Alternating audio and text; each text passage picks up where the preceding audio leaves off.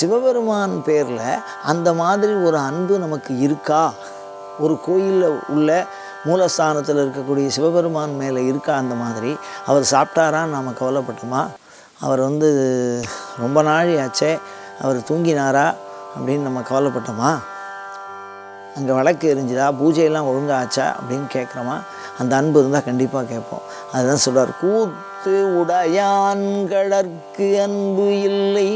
எனக்கு ஆட தெரியாது, கரெக்டாக முத்திரை அடவு கரணம் அதெல்லாம் போட்டு வேண்டாம், அன்பாவது செய்யலாம்னா அதுவும் இல்லைங்கிறார் அவர். என்பு உருகி பாடுகின்றிலை. சரி, பாடவாவது தெரியுமா? அற்புதமான தேவாரம், திருவாசகம், இந்த மாதிரி திருமுறைகள்லாம் நிறையா இருக்குது, வேதம் இருக்குது, அற்புதமான பாடல்கள். அது மாதிரி பாடி வழிபாடு செய்கிறார்கள். பாடுகின்றிலை. இதெல்லாம் விட்டுட்டு சாமியை பார்த்து உன் பேரில் எனக்கு அன்பு வரல, உன்னை பார்த்து ஒரு அற்புதமான கலை நவிட்டு நல்லா அற்புதமாக பாடணுன்னா எனக்கு பாட்டும் வரல, குரலும் இல்லை, தெரியாது, இப்போ எனக்கு ஆட தெரியும், அதுவும் தெரியல, தைப்பதும் செய்கிலை, அப்படி இதெல்லாம் செய்யலைன்னா நம்ம இந்த பிறவி வீணாக போயிடுமே அப்படின்னு ஒரு பதபதப்பு இருக்கான்னா அதுவும் இல்லை. பணிகிலை. உன் பேரில் ஒரு மதிப்பு வச்சு ஓரமாக வைக்கிறோம், ஒரு உயர் அதிகாரியை பார்த்து பயப்படுற மாதிரி அப்படி ஒரு பணிவு இருக்கான்னா அதுவும் இல்லைங்கிற. பாதமலர் சூடுகின்றிலை அப்படின்னா சிவபூஜை எடுத்துக்கிறது, தீட்சை எடுத்துன்னு சிவபூஜை பண்ணுறது, அந்த மாதிரி பண்ணுறதும் இல்லை.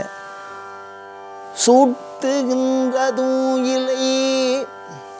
தான் பூஜை பண்ணுறதோட கோயில்களுக்கு போய் பூஜை பண்ணுற பரார்த்த ஆலயங்களில் வழிபாடு செய்யக்கூடிய உயர் பண்பு, உபதேசித்து குருவாக இருக்கக்கூடிய சூட்டுகின்ற பண்பு அதுவும் இல்லை. பின்ன என்ன தான் இருக்குது அப்படின்னா, இதெல்லாம் சாமியை கும்பிட்றதுக்கு உண்டான வழி. இது எல்லாத்தையும் விட்டுட்டு சதாசர்வ காலமும் இந்த உடம்பை பற்றி மட்டுமே நினைத்து கொண்டிருக்கிறது. இதற்கு உள்ளே இருக்கக்கூடிய ஆன்மாவை பற்றி நினைக்கல, இதுக்கு உள்ளே இருக்கக்கூடிய உள்ளத்தை பற்றி நினைக்கல, அதுக்கு உள்ளே இருக்கக்கூடிய சிவபெருமானை பற்றி நினைக்கவில்லை. துணையிலி பிண நெஞ்சே அப்படின்னு சொல்கிறார்.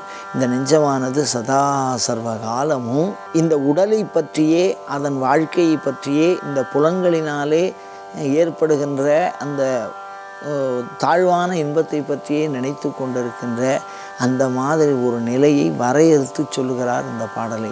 இந்த பாடலை நாம் உணர்வோடு படித்து அந்த அருளை பெற முயல்வோமாக.